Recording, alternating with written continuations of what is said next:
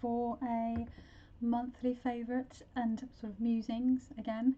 I guess it's that time already. It is the end of June. It is Friday the 30th of June as I am filming this. Hoping to get this up this evening. And yeah, as usual, I have a number of different categories that I'll be talking about, from decks and books, podcasts, films and TV, YouTube channels, Instagram accounts, music and misc, and things that I'm looking forward to or planning to do next month. So yeah, I'm gonna jump straight in. June. Summer really just sort of started straight out of the gate with intense jumps in temperature and heat waves. It's been a lot. I don't do very well in the heat, so it's been very uncomfortable for me, and that has had an effect on the things I've been able to do this month. So as you will see, when I get to the books, it's a much smaller selection than it was last month, which I think last month I read the most that I have read in years, like in a single month. But yeah, I'm going to talk about the decks first, and it is Pride Month. Tomorrow is actually London Pride, although tomorrow is the 1st of July, so it's spilling over into July, which I'm fine with. But yeah, there were 3 main decks that I used. There were a couple of others, but there were 3 main ones that I used, so I'm just going to talk about those 3. I didn't use any Oracle decks or Lenormand or anything, and 2 of the decks that I used were explicitly queer decks. And if you want to hear me talk about some of my favourite queer decks in my collection and why I think queer decks are important, you can see my video from last week. I'll try to remember to link that in the description box. Fun fact, whenever I post anything about queerness, LGBTQ plus rights, anything about trans rights, anything about bi visibility, I lose a bunch of followers, which is fine, right? Because it's the trash taking itself out. But also I'm like, why were you subscribed to me? Like, have you been listening? Have you met me? But also it's just really disappointing that well, we should know, right? Because just because people read tarot or into witchcraft doesn't mean that they are necessarily open-minded or nice people. But yeah, I was just like, I knew it was going to happen, and it happened. But what also incidentally happens off the back of that is usually queer folks and queer allies tend to then find those videos, and then the subscriber count then goes up and over what it was, which is what's happened. But it happens every time. There'll be like a drop off, and then it'll pick up. So the right people have found that video and have subscribed, which is, yeah, but it's just disappointing that people have to be yeah, transphobic, homophobic, just queerphobic dickholes. They're everywhere, even in this community. But you know, when you think about like the new age to alt-right pipeline, I shouldn't really be surprised, right? So yeah, anyway, after that little rant, mini rant, and a boosh of a rant, a rant light, a rantette, if you will. The first deck that I used, actually, I was using the first week of June. I was using the Next World Tarot, my pocket version, which I've left downstairs because I've been taking that out with me along with my Morgan Greer Tarot for reading on the go. So I haven't grabbed that. That was my bad. But yes, the Next World Tarot, I was using that. But the deck that I was also using alongside that and the second week of June was the Playful Heart Tarot from Kittenchops. I just really needed this. Again, not like an inherently queer deck, this one, but very, very rainbow, which is very, very pride. But yeah, I just needed the softness and the tenderness of this deck. You know, grief, and you know, a friend's funeral, and just generally feeling.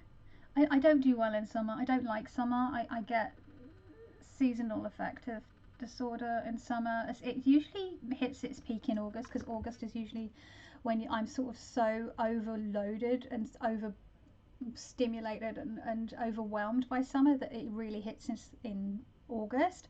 But because it's been so hot straight out of the gate, like unseasonably hot, because climate change, it's been really, really uncomfortable, and it has a knock-on effect with my physical self, as in like my health issues, and like that has a knock-on effect with like my mental space with regards to brain fog, but also just feeling really low.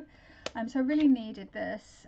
You know, this, I'd had some other bad news as well, and I needed this little, yeah, the months keep on monthing. I keep saying each month, hopefully the next month will be better. Oh, sweet summer child, literally a sweet summer child now. No, I'm not a sweet summer child, I'm a sweet winter child. I was born in January. My sister, it was my sister's birthday this week. She is a sweet summer child. But yeah, I just really needed the softness and the joy that this, and support that this deck brings. I really, really needed to be held, much like these two little characters here holding one another. So I really love this deck. I bought this as like my inner child deck, and yeah, it definitely hits that spot for me. It definitely makes me feel comforted. I'm very excited because the Marseille version, the Pipspeak, should be coming out soon, and I'm very I've been following the creation of it over on Instagram, and it just looks so cool. I can't wait. So that was one of the Next World Pocket Edition, which I've left downstairs. It's in my backpack. The next deck that I used a huge amount is the Fifth Spirit Tarot by Charlie Claire Burgess. They are a non-binary deck creator. They hadn't considered themselves an artist before making this deck. They sort of just got on and drew it, which just blows my mind. I say that every time I talk about this deck. This is one of my favourite decks of all time at this point. This was kindly gifted to me by my friend Sandra. Yeah, it's just, I mean, we have a very sort of Mr. Rogers-esque, in the indie version this is Mr. Rogers, but obviously for copyright reasons they couldn't actually portray Mr. Rogers for the mass market version. But this deck, it has a pippish quality to it. It's a nice balance actually, because the Next World Tarot is very radical and right on, and like there's this like raw power, this raw righteous anger at the heart of it, and then the another deck that I'm going to show you, it has a softness and a gentleness to it. This feels like a nice balance between the two, which is why I think I keep pulling this. And it has a pip, like this is very pippish, has a pippish quality too, which of course I like. So I didn't actually use straight up Marseille very much this month. I did pull the Squid Cake Marseille a couple of times, the Dinosaur de Marseille, but not to the extent that I was pulling these other decks. I was trying to focus on queer decks for Pride Month, but like, you know, I've been using this deck on and off since I got it in January. But yeah, it's a really, the guidebook to this, and I know I've said this in other videos, is one of the best guidebooks I have ever read. It's not a huge book, it's but it packs a punch. I love that when you get a book that's like it's like a little chunky monkey one that fits in the box, and it's probably about that thick. I've got it down by my tarot trolley, my altar, because I use it to read. I read it for any deck that I've been pulling this month. I've been reading the entry in that book because I love doing that and seeing how it I showed this in my video last week as one of my favourite death cards, showing the generations. But yeah, it's really diverse and inclusive, and just, it's beautiful. One of my favourite sun cards, and I'm not usually a fan of sun cards. For me to say I love this sun card is like a big deal for me. Like, we've got a picnic going on, we've got a happy couple, you can see the like top surgery scars, which is really awesome to see. There's a dog, I mean, they've got a beagle, it looks like. So yeah, there's 4 of Wands. See this again, this sort of pippish quality, not in a sort of Marseille or classic pip deck kind of sense, but like, you know, a pippishness to it. So yeah, I'm really loving this deck so much. The only card I'm not a fan of, and I think it's the only one really, that I feel is just skews so much one way that it's hard to read it any other way, is the Devil card.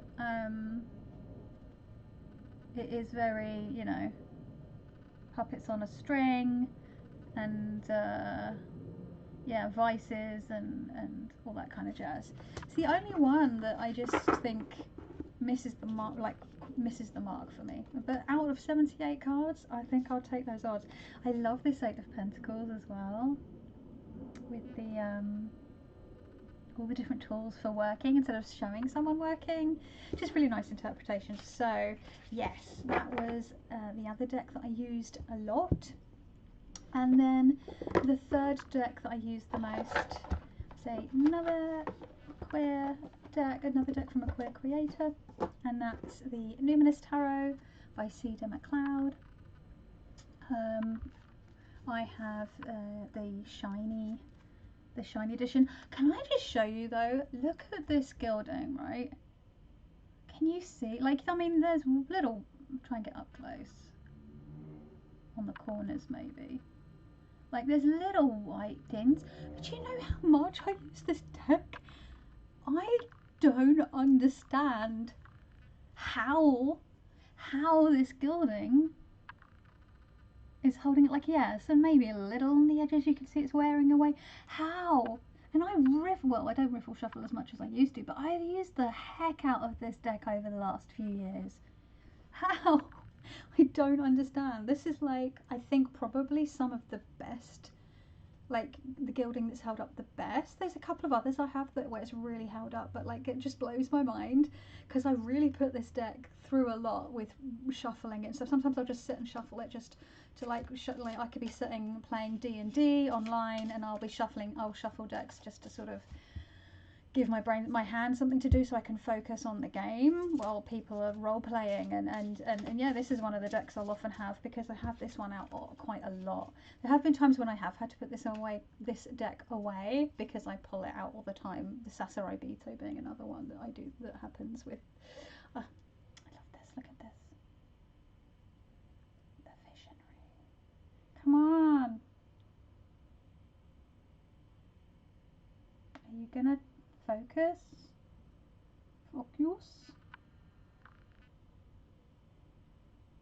I don't wanna. Anyway, oh, it's maybe because my head's in. They can. No. Wow, camera. Way to be a douche canoe. But yeah, isn't that? Oh, I love it. So yeah, this is the other deck that I was talking about. So like the next one is very radical and right on and very sort of gritty. Gritty is a good word. Like even the artwork itself is very gritty. There's lots of little bits everywhere, little gritty bits in the artwork. And this one is very watery, it's very colourful, it's very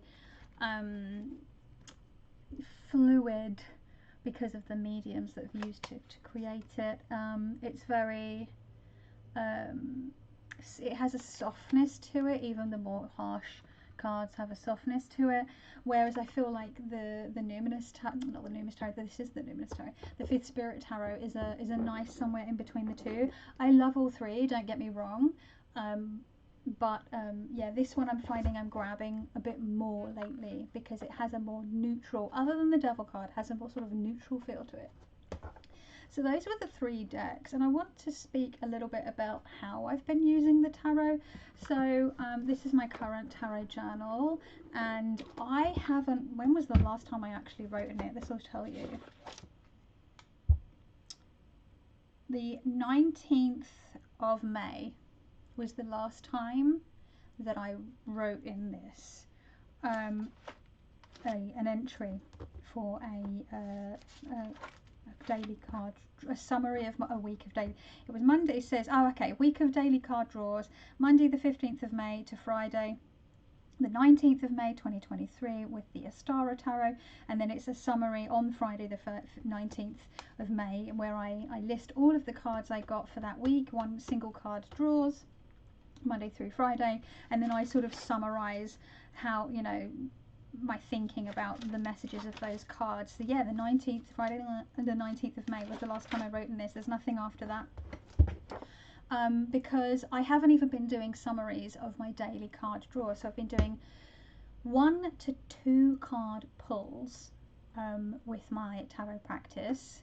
I haven't been doing week ahead spreads, I haven't been doing month ahead spreads, I haven't been doing full moon or new moon spreads, I haven't been doing any of that. I've been doing daily draws, which is so unlike me, and I've been doing this regularly now because I did it in May as well. I was doing it for a chunk of May, so I've been doing it for 2 months now. It's really weird, where I'd been gotten into quite a regular practice before that of doing week aheads with the occasional like daily draw if I needed it. And originally I was just doing a single card draw, but today, yesterday, and a couple of times last week I pulled 2 cards. And the way that I have been pulling cards has changed. So usually I have a very sort of set way that I shuffle. So I will knock on the deck and I speak to the deck. I'm getting very sort of animist with the way that I work with my decks. I sort of wake it up. I say, you know, creature of the Numinous tarot or creature of the fifth spirit tarot, whatever it is. I knock on the deck and I say, I awaken you this morning, because it's usually in the morning, to ask for your guidance on such and such. And I will just overhand shuffle, but that's what I'm doing at the moment. But before I would knock on it and I would overhand shuffle for like 3 goes, if that makes sense. So like why I mean by 3 goes is because 3 is like a number for me, is a big deal for me. It's like I'll do that until you've won, so you've used up all the deck. 2, you know what I mean. You know what I mean when you're shuffling. 3. I will do that 3 times, and then if it's a deck that I'm able to riffle shuffle or side shuffle, I will do that 3 times. And I do that 3 times. So it's 3 times 3, which is 9, which is like another number that's important to me. And then I split the deck 3 times and I put it back together, and then I pull the card off the top. I've not been doing that. So I've been doing the knocking on it and awakening the deck, which is something I've been doing pretty much, I think, maybe since the beginning of this year, January, February, I've been doing that bit. But instead of doing that like specific set routine, I've literally just been overhand shuffling, you know, just thinking about dropping some cards, thinking about this, because I'm not looking at what I'm doing. I always need to look at what I'm doing, unless it's a smaller deck. I'm thinking about my question, my query, I'm overhand shuffling. If I feel called to, or if I'm able to with the particular deck I'm using, I will do a little bit of riffle shuffling. I don't count how many times I'm doing it. I tend to just do what feels right. And then I'll do a little more overhand shuffling. And then sometimes I split the deck 3 ways and put it back together. Sometimes I don't. Sometimes I'll be shuffling and I'll get like a feeling, and I can't explain it. I get like a weird, like, you know, I've just been listening to what my body's saying, like this intuitive gut thing, and I'll stop and I'll pull the card off the top, and that's my card for the day. And then other times I feel when I shuffle and I stop, jeez Louise,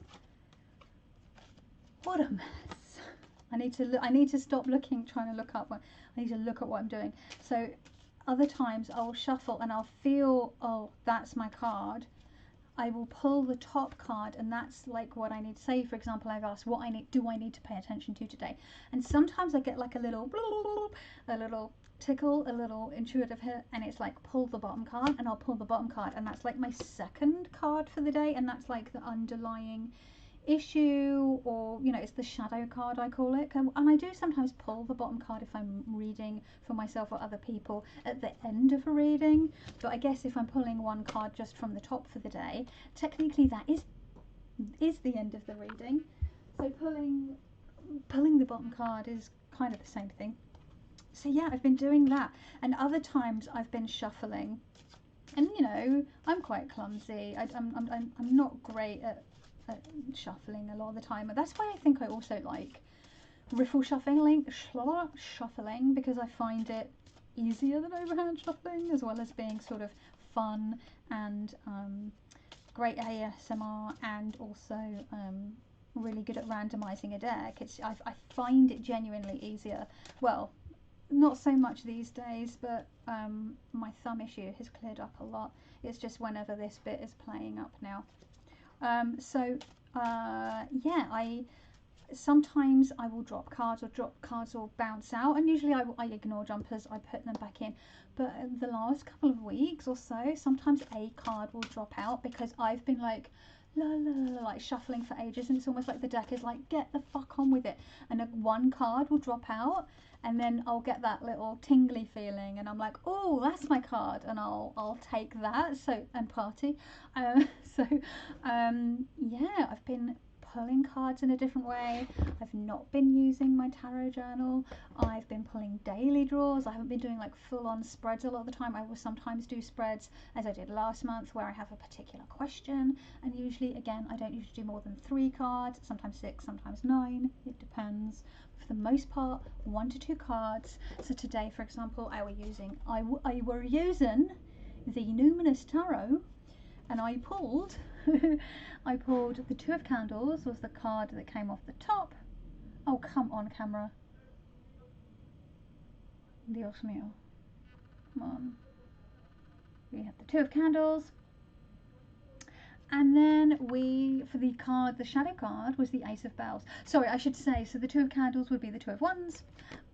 And the Ace of Bells, bloody hell. The Ace of Bells would be the Ace of Swords. So, yeah, so those are my cards for today, and the cards I have been pulling have been 100% spot on with like things I need to pay attention to.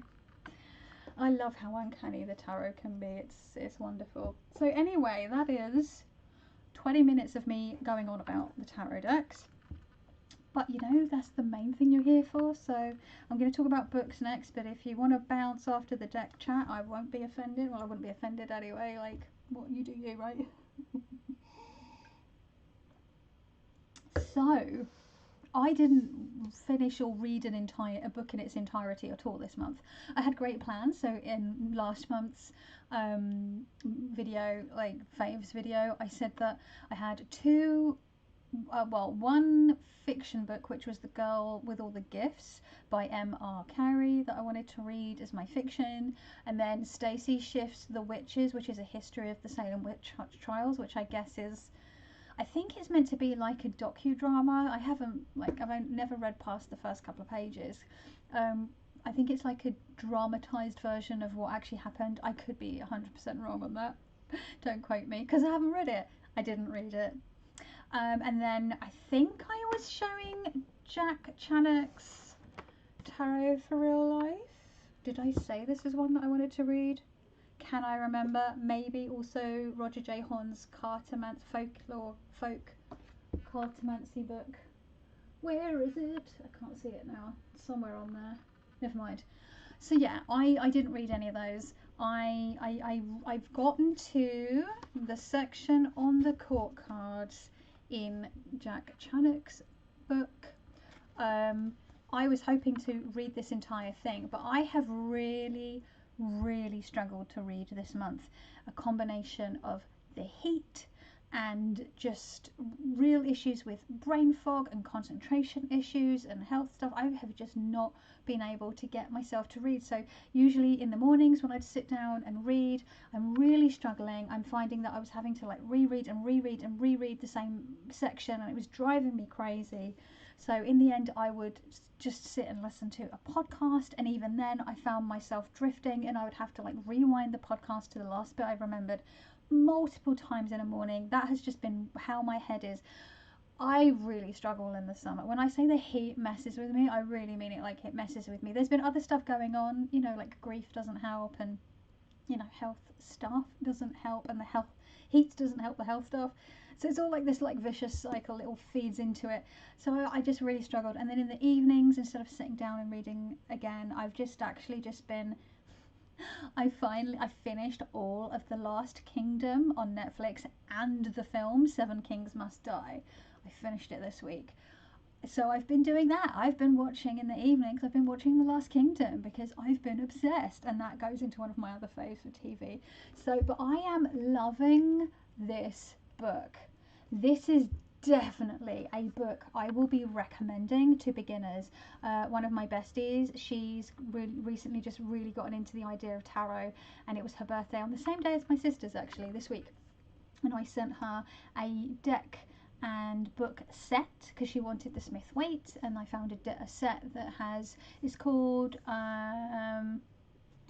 what is it called? It's a quite a new set. You get quite a large version of the Smith Waite. It's not a giant version, but it's a bit bigger than like your US Games Rider Waite. And a book, tarot fucking bollocks, I can't remember what it's called off the top of my head now, but yeah, I got her that set. And I don't know what the book is like. You can buy the book separately, so I'm hoping to pick that up at some point. But I sort of did a little bit of research because I don't know about beginners books. I wanted to buy a contemporary beginners book. I didn't want to recommend like an older book to her. I wanted something that was really going to grab her now.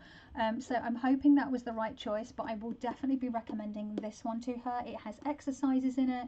I've done some of them, not all of them, but it's not a workbook. It's a nice combination, and the way that it's laid out is really good. And I love the way that Jack talks about the tarot. I mean, I've been reading Jack's blog since, I don't even know, years. I've been reading Jack's blog. So Jack of Wands, again, I'll try to link that down below. I think I mentioned that last month. Really worth checking out.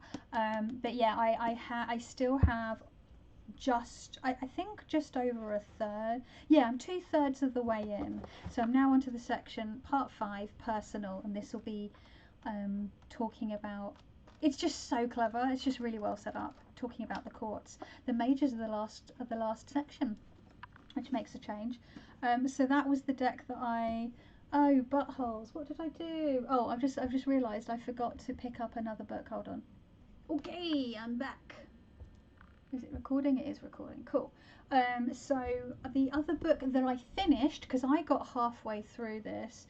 So where did I get up to? I think it was section 8, or was it section 7?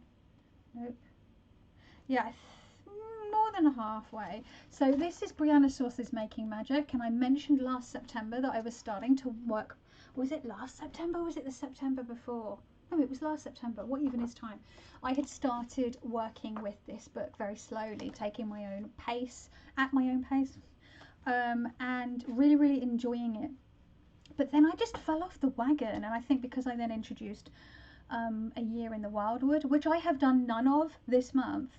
I was doing so well last month. I was like, I'm so glad I got up. I was keeping up to date with it, and I'm really happy, and I'm all like up, blah blah blah. And then this month, no, I haven't touched my Year in the Wildwood journal once. What the fuck? So yeah, really fell off the wagon, but I fell off the wagon with this, and I was working alongside, like, using exercises from Aidan Walker's Changeling, as well as continuing to always be working and incorporating stuff from The 6 Ways by Aidan Walker. And yeah, I just really fell off the wagon, and I didn't want to read ahead because I didn't want to spoil any of the exercises that was coming up. And I did this with Psychic Witch by Matt Oren, but I realised that I thought if I didn't read ahead, then I wouldn't be thinking about the exercises and like trying to jump ahead to like get to the exercises that I knew were coming. But actually I found that my old way of doing things, which I've always previously done, which is to read through something, if it's like a workbook and it's interesting, or a witchy book that has exercises in, to read through it and then go back. I actually found I preferred to know. I didn't like the surprises. So with Matt Oren's Mastering Magick, I read through the whole thing first, really. Well, I did read some bits and do some of the exercises, but I'd already read it, if that makes sense. But I didn't stop myself from reading ahead unless I was working along with it. Does that make sense? I feel like I can't be very articulate today. My brain is mush. I've been like real potato this week. So yeah, and I had left this the last few months And I just got really frustrated with myself, and I was like, do you know what? Just read it. Don't worry about doing the exercises. I'm just going to read it, and then what I want to do maybe is sometime in the autumn, because autumn is my time where I really start to feel usually energized and happier, and I just love autumn. I might start again with this, and I was using a little bit between loose leaf paper and putting it in my sort of theory and practice binder, and a little bit of writing in my magical journal with the exercises in this. But actually I feel like I need to get a dedicated journal just for this. It wasn't really working, and they do, you know, Briana Saussy does talk about having a magical journal or a magical diary, but I felt like having it in my usual everyday magical journal was throwing it off. I feel like I need a book that just has this in it, very much like I have the A Year in the Wildwood journal, a dedicated journal, and then anything from that I feel is pertinent I can take out and distill into my theory and practice binder, or into my like future grimoire or what have you. But this, I love this so much. Even just reading it, the second half of it, or not even, it was like the second, oh yeah, I guess it was the second half from chapter 8, Hearth and Home. Just really good. And this was a book that was recommended reading from Aidan Wachter, recommended reading and doing, because as I always say, witchcraft is a verb, it is a doing word. You need to do the thing. But yeah, really beautiful way of looking at everyday life and weaving the extraordinary into the everyday, and seeing the everyday and the extraordinary, and really accessible, and really sort of builds it. The practices really build on one another, and I just think this is a really good book. I've heard lots of other people recommend other books that I haven't read. I really want to read The Witch's Sabbath and The Crooked Path by Keldon. There's Gemma Gary's The Black Toad, which is a classic. But it depends on the kind of magic you want to do. But this still, it has a little bit more of a framework than Aidan Wachter's work, in the sense that it has a little bit more of a, hangs in it a little bit more in a specific kind of practice, but not much. So if you're looking for something that's still very animist and freewheeling for the most part, but you want like a course that you could follow, really recommend this. And I am actually really excited to get back into this later in the year when it stops being hot as balls. So there's that. So again, a recommendation. So I did finish that, but I didn't have a book that I started and finished from beginning to end this month. It is what it is, you know. It's just typical off the back of last month, where I was like, I read so much, go me. No, I think I also just like burnt myself out on reading. Okay, podcast. I know you all like the podcast rack, so I always get people going, thank you so much for recommending this podcast to fallen down such and such a rabbit hole, which is always nice to know, because I am a massive podcast fan. I listen to podcasts. Podcasts are probably the thing that I consume the most, because I can just listen to them while I'm working, or whilst I'm on public transport, or whilst I'm doing housework, or whilst I'm cooking. Like, I love them. So, recommendations. The Salty Witches podcast.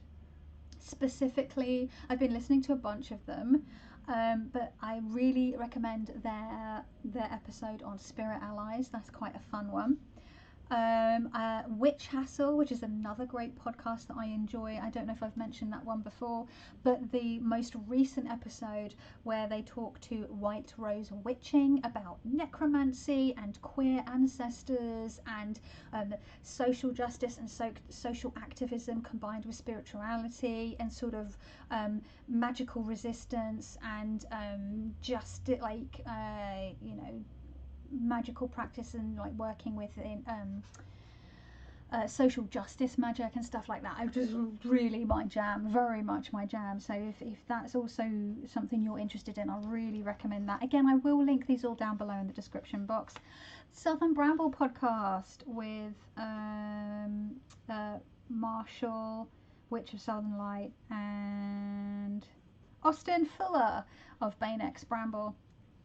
Again, really, I've really got back. I hadn't listened to them like extensively for a while. Like, I listened to the odd one here or there, but hadn't listened to them, like binge listened to them for a while, and I've been thoroughly enjoying them. And again, another specific episode or episodes for you to enjoy if you want to sort of get a taste of what they're like is their 2-part episodes. They have a 2-episode special on gatekeeping, what gatekeeping is, what it isn't, when it can be a good thing, when it's a bad thing, different forms of gatekeeping, that kind of thing, and just a really interesting discussion. I mean, they have loads of good stuff, loads of really good interviews on there.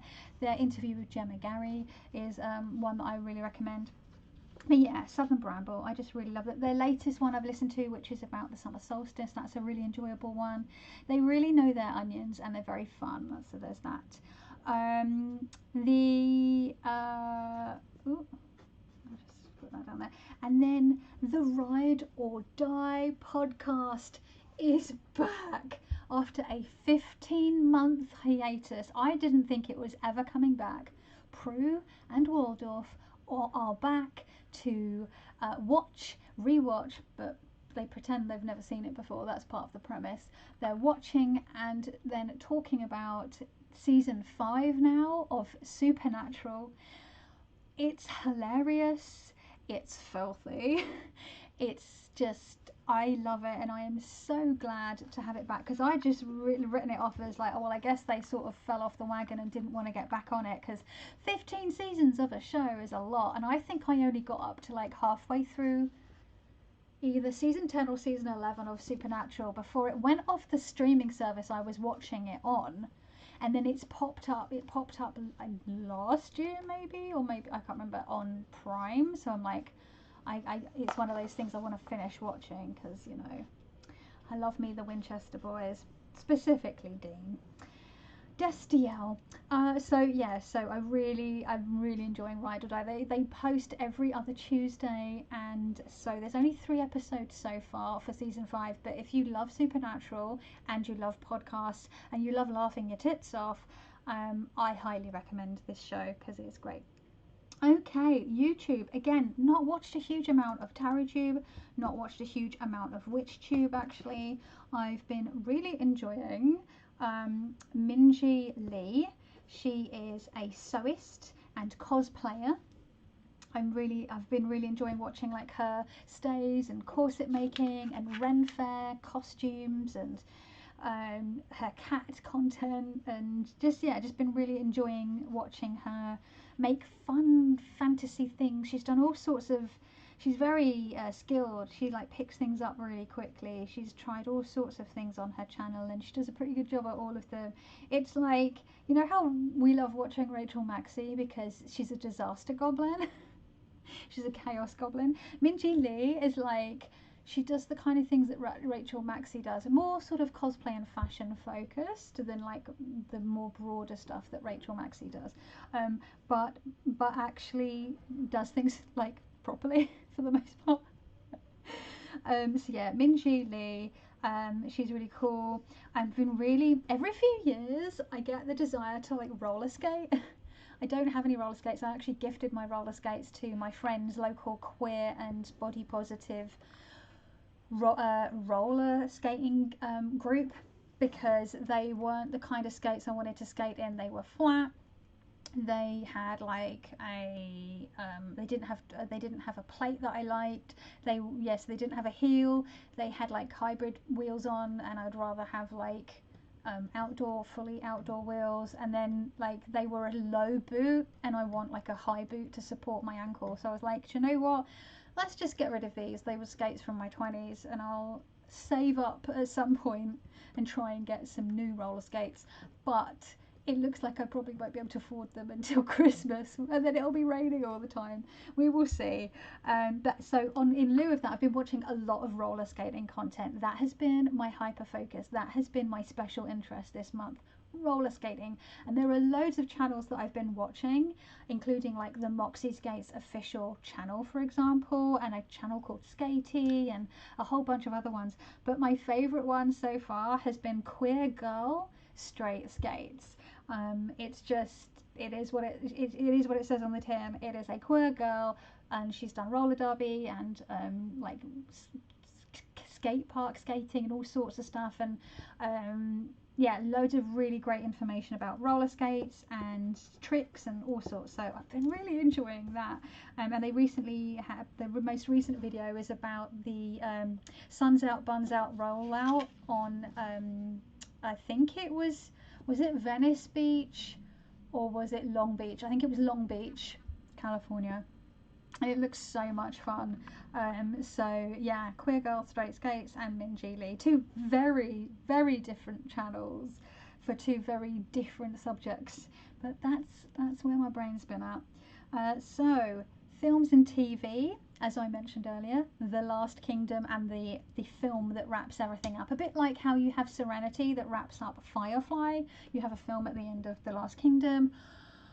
I am now traumatized and bereft after all of it, and last night I watched episode 1 of Vikings because I've watched up to season 4.5 of Vikings. I don't think I got onto season 5 of Vikings, but I decided to. I need some of my Norsemen. I need some Danes and some Saxons clashing. So I decided to start rewatching Vikings off the back of watching The Last Kingdom and really, really enjoying it. I've also been watching season 2 of Dead End Paranormal Park, which is an animated show on Netflix. It's very two sides of my personality, the dark goth bitch and the rainbow unicorn princess, collide, where it's really fun, and I think they cancelled it after 2 seasons, which is such a shame. But again, it's a queer run show, telling queer stories about the main character is a trans character. It has bi inclusion, which is so nice to see, and it's just really fun and it's spooky, and they're only like 20 to 22-minute episodes, so it's like a nice little quick thing to watch when you need a little pick-me-up. And then I've been rewatching Buffy the Vampire Slayer from season 1. I think it's because I've been listening to The Rewatcher, which is a podcast about Buffy by the ladies that bring us the Morbid podcast. They now have a Buffy the Vampire Slayer rewatch podcast, which I think I mentioned either in last month's or the month before's recommendations and things I've been enjoying. So yeah, that has been my comfort watch. That was especially the week of my friend's funeral and using this deck and everything. I was watching a lot of that first season of Buffy because it was something that's very familiar to me. I have also been watching a little bit of just picking random episodes of Schitt's Creek to watch because that's another comfort watch for me that's always very lovely. So yeah. Instagram, the Gherk. I've been enjoying the Gherk, which is again me and my doggo Rex, which is a dog Instagram account. I believe the Gherk is the same cross as Nomi, which is Pug and Chihuahua. He's adorable and he is very, very wise, and he's always out in nature having pup ventures. So if you like a cute dog Instagram account, that's one for you.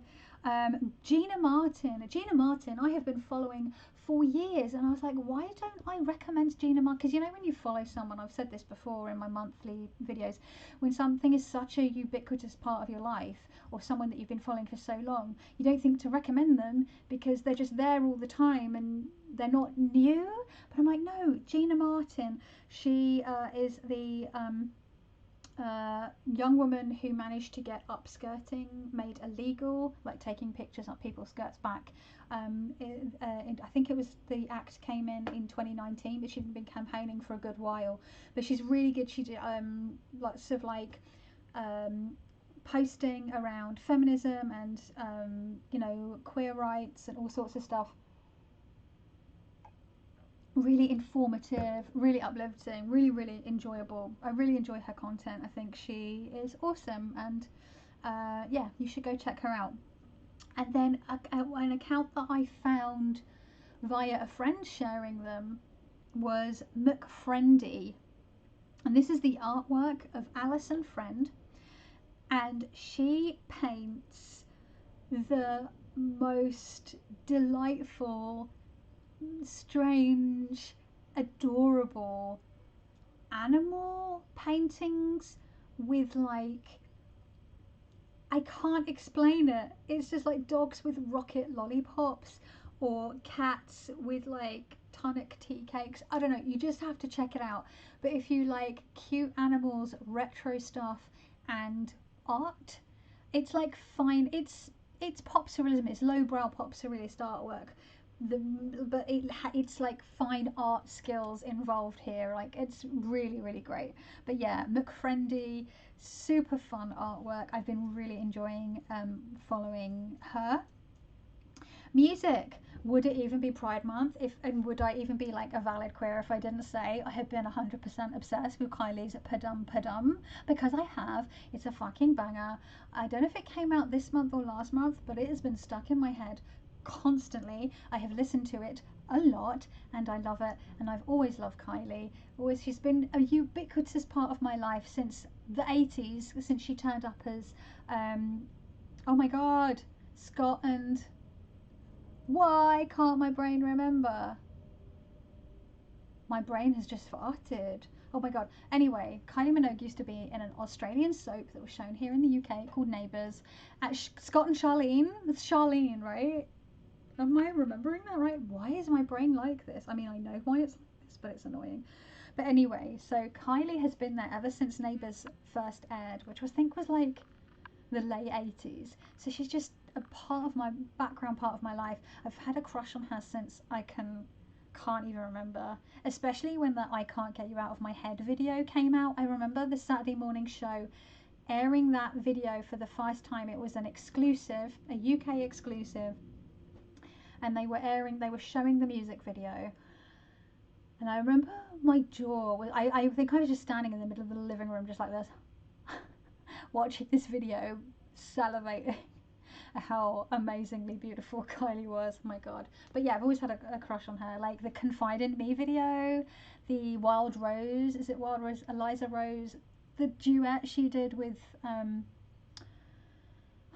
my god, my brain, Red Right Hand guy, Nick Cave in the Bad Seeds. She did a duet with Nick Cave in the 90s and she looked beautiful in that video. Basically, I've met Kylie. She's very wee. I can't say she's about the same height as me, but like she's very petite. I've met Kylie. She recorded her XO album in the studio that used to be downstairs from the fashion studio I used to work in. So yeah, she's very nice. I've also heard Sub Radio. They are a really fun band. They've done some really fun parody songs. There's now 3 installments of Bye Bye Bye, which is NSYNC Bye Bye Bye, but it's about being bisexual. There's 3 installments of that, so I've had Bye Bye Bye stuck in my head. Stacey's Dad, which I think I came out last summer, which is a play on Stacey's mum but make it gay. And then what was the other one? Darth Vader's one, Mr. Darkside instead of Mr. Brightside by the Killers. I just had these parody songs stuck in my head. I've got to admit, like, I do love me a parody song. Like, I love Weird Al, I'm not gonna lie. He's a very clever musician and songwriter. But yeah, I say it was Sub Radio. I've been enjoying. Bit of a left field, but there we go. Okay, and then Misk. Oh, this is getting really long. I nearly said iced lattes. No, iced lattes. Decaffeinated for the most part. Here is one of them. Homemade. I've had a couple of iced ones from my local coffee place, but I'm not spending an absolute fortune every day on coffee just because it's hot as balls. That's ridiculous. So I make them at home in my cocktail shaker, because that's how I get them like nice and cold with the ice. I just shake them in my cocktail shaker. It feels very bougie. It looks like I'm making cocktails at 11 in the morning, but I'm not. I'm making iced lattes, and I have like a number of different syrups. I have like gingerbread syrup, caramel syrup, vanilla syrup, and just like regular maple syrup. So I'll just add one of those for a bit of flavour. Yum yum yum. So that's I've been enjoying, and then I've been enjoying coming up with some new stuff. So I finally got around to making a design that I drew on my sketchbook in January of 2022, and I finally made it this month, and it is a new thing that will be coming to my shop. It's like a wrap cloth and spread cloth in one, and this is the very first prototype that I made.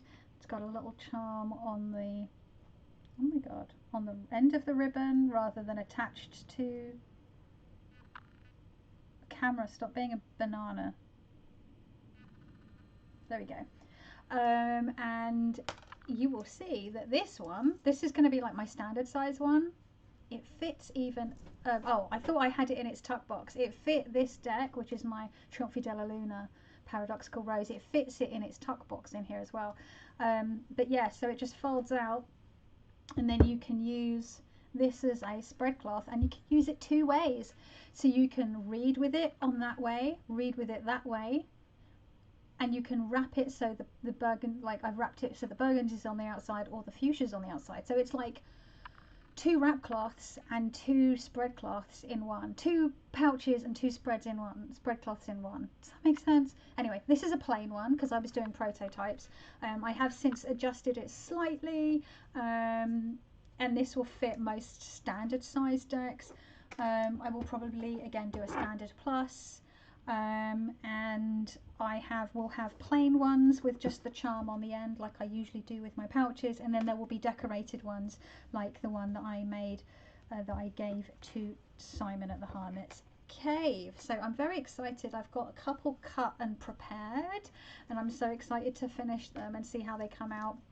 I'll actually give you I'm going to give you a sneak peek. I wasn't going to do this, but here's this one, which is the navy and mustard with the gold ribbon. So far I've attached the ribbon. I haven't stitched it together or anything yet, so it's just I had to prepare. So it's going to have stars on it. So you'll be able to have like a fully gold outside, or you can have the stars on the outside. Like, how pretty. I'm so excited. I haven't decided which charm I'm going to do yet either. So there's that one. So there'll be different designs. There'll be ones with like moon gazing hairs. There'll be ones with stars, hearts. I don't know, like, just I need to buy more die cuts, felt die cuts, to be able to have more options. And obviously I can also hand cut stuff, but it's very, these are, I still don't know what I'm going to charge for these, because they are really time consuming when you get to stuff like, you know, like this. It's actually quite a bit of work. So you've got one side here with the blue and the green, and then just the green on the outside, and I've got like a little leaf charm that will be going on the end of the ribbon. Oh, for God's sake, this camera. So yeah, so those need to be finished up, and then once they're done, I'll try and get a couple more made, and maybe another decorated one, and maybe one or two plain ones, and just see how they go, because I'm just testing the water with these, because I don't want to make like a whole bunch of them and then no one buys them, like, because they are time consuming, and this is my job, and I don't want to like invest in things, my time in making things that people don't want. And then for next month, the things that I'm looking forward to: Good Omens season 2. I am so excited. I'm so excited. I ship it. I ship Crowley and I ship Aziraphale. They're clearly like so in love with each other. And I'm very excited to, once I finish Jack Chanek's book, to read Finding the Fool by Meg Jones Wall, who is a queer writer, non-binary writer that I follow over on Instagram. And actually Laura at Aquamarine18, they did a really good book review, in-depth book review of this. Sorry, I keep tapping on there. And they, you know, they do have some criticisms of the book, but for the most part it sounded very, very positive, and so I ordered a copy, and I'm excited to read this. This one was on my wish list. It was on my radar, because I remember when Meg was saying that that this was coming out, but I hadn't got around to buying it. But Laura's video sort of bumped it right to the top of the list, as it were. So I'm very excited at reading a book, a queer inclusive tarot book, because yeah, we need more of them. So yeah, that is my June faves and musings. I'm losing my voice from talking so much. Yeah, so that'll be up. Jeez Louise, nearly an hour of waffling. That was way longer than I intended it to be. I genuinely thought it was going to be half an hour because I'm feeling really tired, believe it or not. And I've been really, it's been a really, I've just been, not having a good week. And I didn't feel like I had much to talk about. But there we go. That's me. I could talk the hind legs of a donkey. So, thank you so much for watching. What were your monthly favourites? What decks were you using? What systems were you using? What books did you enjoy? Do you have any recommendations for me? Let me know in the comments below. I really appreciate you taking the time out of your day to watch and or listen to me waffle on. It means the world. And yeah, you take care of yourself, and I will see you in the next one. Ciao.